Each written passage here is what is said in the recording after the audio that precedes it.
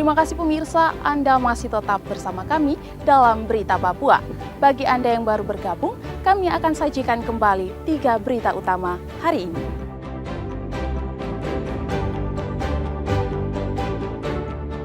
Dua pekerja bangunan di Kabupaten Jayawijaya tewas ditembak kelompok kriminal bersenjata.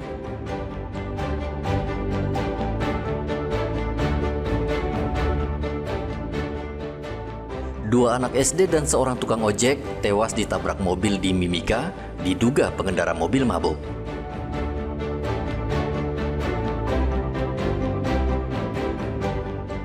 Sapi kurban presiden dengan berat 900 kg diserahkan ke umat muslim Papua Selatan.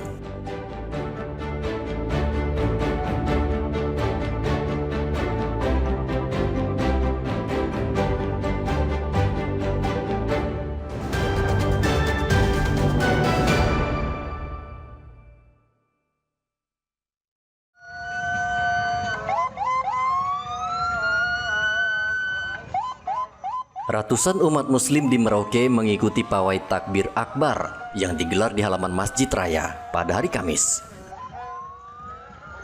Pawai takbir akbar dilakukan untuk memeriahkan Hari Raya Idul Adha 1446 Hijriah. Peserta pawai kemudian mengitari sejumlah jalan protokol seperti Jalan Brawijaya, Ahmad Yani, Marta Dinata, hingga Jalan Raya Mandala dan kembali finish di Masjid Raya di Jalan Trikora. Ketua Panitia Hari Besar Islam PHBI Provinsi Papua Selatan, Ali Syahbana, mengatakan tahun ini pawai hanya diperbolehkan untuk kendaraan roda 4 dan roda 6. Kendaraan roda 2 atau sepeda motor tidak diperbolehkan ikut serta dalam pawai takbir demi menjaga ketertiban dan keamanan selama pelaksanaan pawai. Kami dari PHBI Provinsi Papua Selatan meminta bantuan pengamanan dari Polres Merauke dan juga dari Satuan Polisi Pamong Praja dan Dinas Perhubungan untuk mengamankan jalur pelaksanaan pawai takbir keliling ini. Mendaftar kurang lebih sudah 180-an peserta dan mudah-mudahan sebentar kita cuaca bagus dan semua bisa berjalan dengan lancar. Nah, yang mendaftar itu dari kalangan mana saja? Mungkin lembaga-lembaga apa? PKM, dari majelis-majelis taklim, dari berbagai kalangan dan ormas Islam. Kalau untuk roda 2 memang tidak diperkenankan? Ya, kalau untuk roda alasannya 2, apa, Pak? Karena biasanya kebut-kebutan itu yang memang rawan sekali untuk kecelakaan. Dalam kegiatan ini, ratusan personel kepolisian dari Polres Merauke juga disiagakan di sejumlah titik untuk memastikan pawai berlangsung aman dan lancar hingga selesai. Muhammad Ridwan melaporkan dari Merauke, Papua Selatan.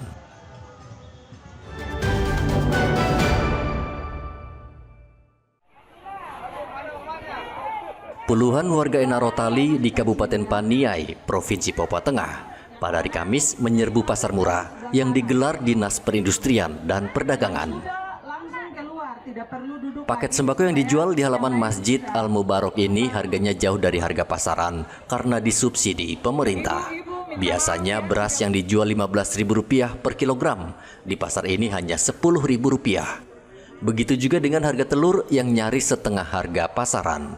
Pasar murah ini juga dilakukan pemerintah untuk menurunkan angka inflasi di Kabupaten Paniai yang tinggi. Wakil Bupati Paniai Hamyogi mengatakan pasar murah di halaman masjid ini khusus warga muslim yang boleh berbelanja karena momentum Idul Adha.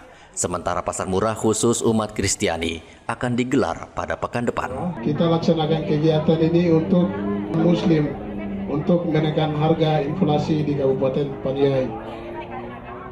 Yang non-muslim tidak diizinkan. Non-muslim minggu depan baru kami rayakan. Dan bisa belanja di tempat ini hari ini untuk bagi yang merayakan. Warga berharap pasar murah dilakukan rutin karena sangat membantu di tengah daya beli masyarakat yang minim akibat adanya efisiensi anggaran.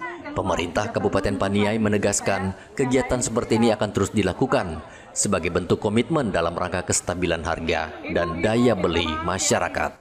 Arthur melaporkan dari Kabupaten Paniai, Papua Tengah.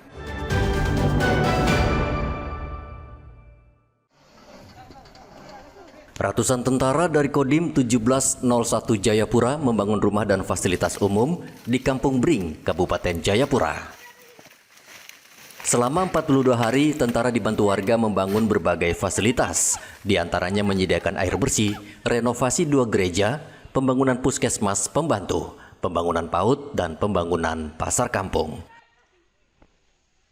Masyarakat Kampung Bring senang dan berterima kasih karena tentara membangun kampungnya. Bapak rasa mengucap syukur, ini telah tiba waktu Tuhan, pemerintah adalah wakil Allah untuk menjawab semua kebutuhan yang dialami, yang dibutuhkan oleh masyarakat.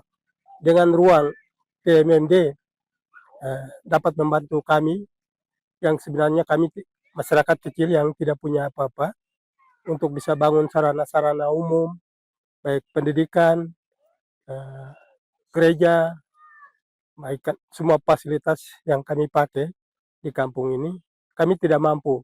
Dengan dana yang pemerintah berikan ini tidak cukup, karena dana ini punya sistem. Jadi untuk itu kehadiran TMMD ini adalah Tuhan sendiri, perwakilan Tuhan yang hadir membantu kami. Dan Rem 172 PWY Brigjen Tagorio Pasaribu meminta warga memanfaatkan fasilitas sebaik mungkin.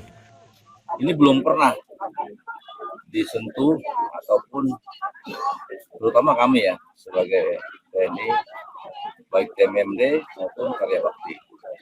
Kemudian sebelumnya diadakan komunikasi dengan kepala desa, kepala distrik, dan Pondo. Apa sih yang menjadi kebutuhan warga di sini? Ternyata dari kebutuhan warga ini bisa kita akomodasi dengan program TMND sejalan, ya. Baik itu rehab, ya, rehab tempat ibadah, pustu, posyandu, termasuk juga saat ini kita berdiri di lapangan voli ini merupakan hal yang sederhana, tapi rupanya ini dibutuhkan oleh masyarakat. Termasuk juga air.